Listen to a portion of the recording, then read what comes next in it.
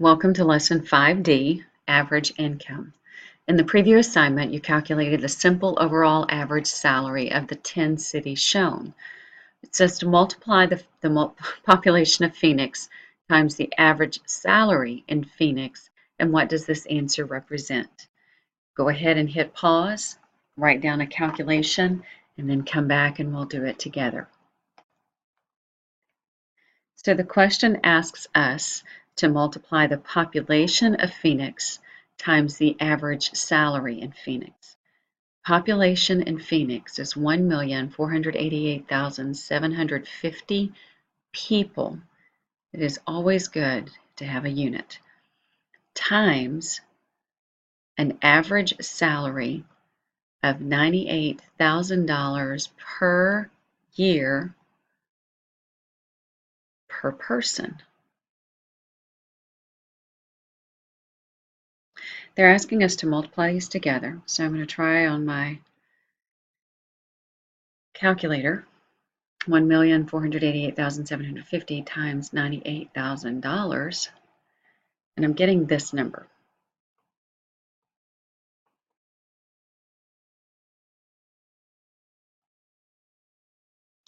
So it looks like 145,897,500,000. So it asks, what does the answer represent? And this is the total amount earned by everyone in that city. Here are the people. We can reduce people and per person. And this would be the total amount of money earned by all of the people, the cumulative amount for all the people. In this lesson, we're going to understand the meaning of expected value. We're also going to understand that an expected value is a weighted average.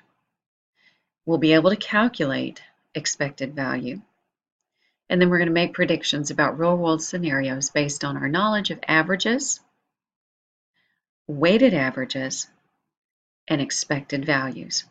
So you've now had your first test, and I've mentioned that you should have some kind of glossary list or flashcards or sticky notes, because now we're starting more words like weighted average and expected value. So how are you going to learn this word, what it means, and a process associated with it? Make sure you get that started, and then on question number 2, hit pause and jot down how you or how would you calculate the weighted average of the salaries. So to calculate the weighted average of the salaries, we're going to have to replicate what we did in question 1. We would multiply the population by the average salary, get a large number. Let's go back and look at that. So to calculate the weighted average of all of these salaries, to give them the weighted average, we would multiply these together. We would multiply all of these together. And, well, you get the picture. Multiply all of these together. And then in the end, we would add all of these products together. And then we would, didn't mean for that to happen. Then we would divide by the total number of people. We would divide by 7 million, and that would give us a weighted average. So you're probably thinking there has to be a better way. Well, in this lesson, we are going to extend our discussion of weighted average by examining something that's called expected value. Again, make sure you've got your glossary or flashcards or something started where you are noting and going to memorize and learn all about expected value.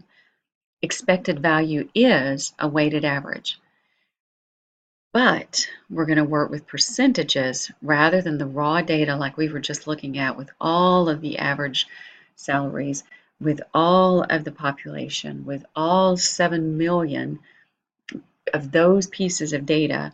We're not going to look at the raw data. We're going to look at percentages.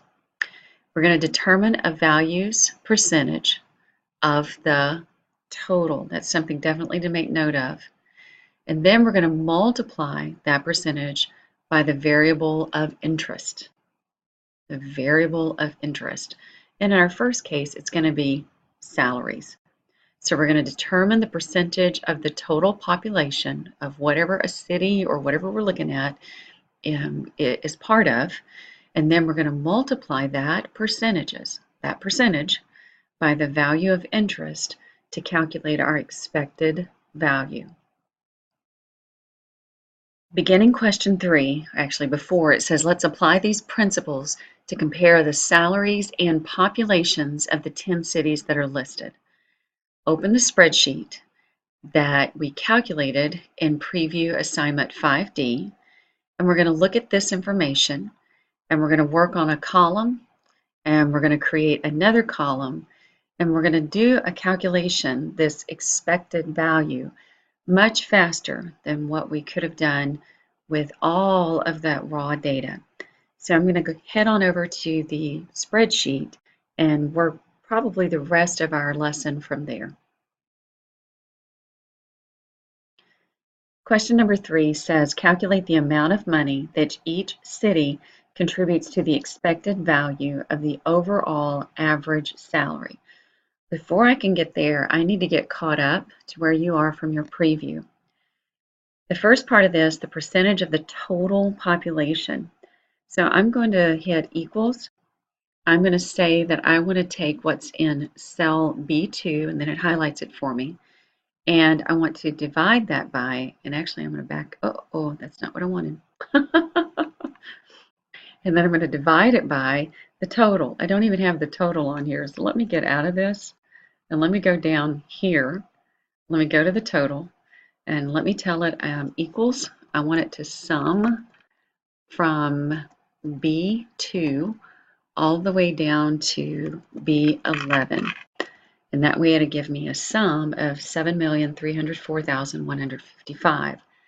Now I'm going to tell it that I want it to, I'm going to start, what was I doing? Yeah, I want to do equals, start a parenthesis, and I want B2 to be divided by B12, and I'm going to multiply that by 100.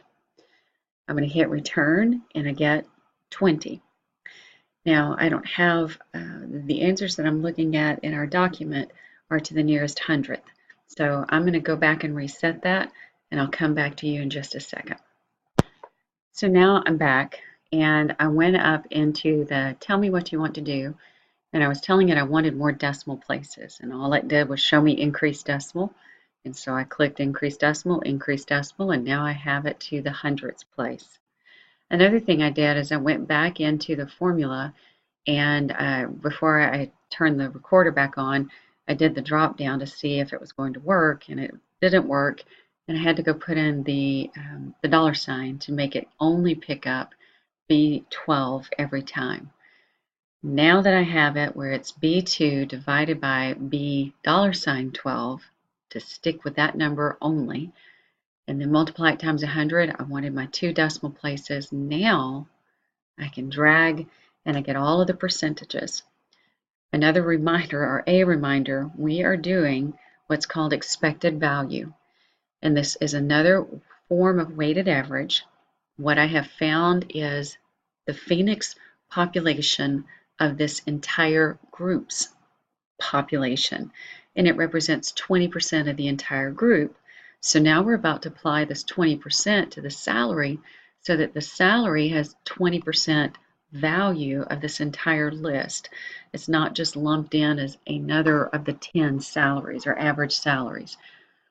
So I have my percentages. The only thing I would like to do here is just to check and see if I'm at 100%. So I'm going to go ahead and do an equals and sum from C2 down to C11, and yay, it's exactly 100%.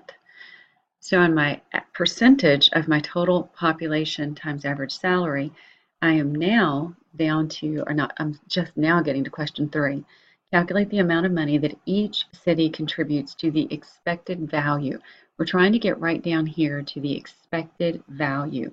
But to get there, we need to find out what each city's average salary is going to actually contribute. And in this case, it's going to contribute 20% of the 98%, and let's see what happens. I'm going to go ahead and click in that I want to multiply C2 times D2.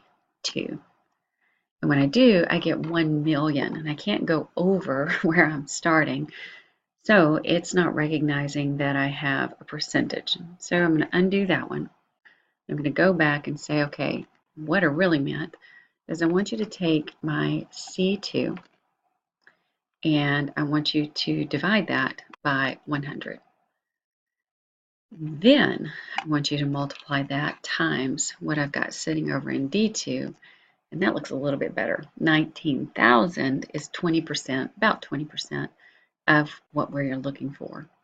So once I'm convinced I have that one right, I'm going to go ahead and see if it's going to let me drag this down, and it's going to do all of the rest of the percentages for like 11% of 125 is 14. 8% of 101,000 is 8,000. So number 3 says calculate the amount of money that each city contributes to the expected value of the overall average salary. We're done with question 3. The question 4 says now find the total of the 10 cities, and this result is our expected value. So even to repeat to yourself, I found the population percentage, I multiplied that times the salary. I'm looking at all these numbers, and I'm going to add them up. So I want to do equal sum, and I want to go all the way up here from E2 down to E11. When we do, we're looking at 94,000, and that is the expected value of the average salary of these 10 cities. So moving on to question 5. Describe the similarities and the differences between expected value and weighted average. Weighted average, you might remember we took all the population times 98,000, and then we were going to add that up to all the population of San Francisco times the average salary of San Francisco, and then add all of these up and divide them by 7 million, and we were going to get a number very, very close to, if not identical, to this expected value, just going at it a different route. Similarities, differences. I think what we just did on the expected value was much faster, especially with Excel. So let me read you a thought. The expected value and the weighted average produce the same value, the same number. Weighted averages are going to be found using the raw data frequencies, and whereas the expected values are just using the percentages. Remember these over here? We were just using percentages. Without access to spreadsheets, the calculations of the weighted averages, those can be much more cumbersome than calculations of the expected value. This concludes our lesson 5D. Look at your calendar to see if you have any more lessons to do for this week's deadlines, and I'll see you at the next lesson.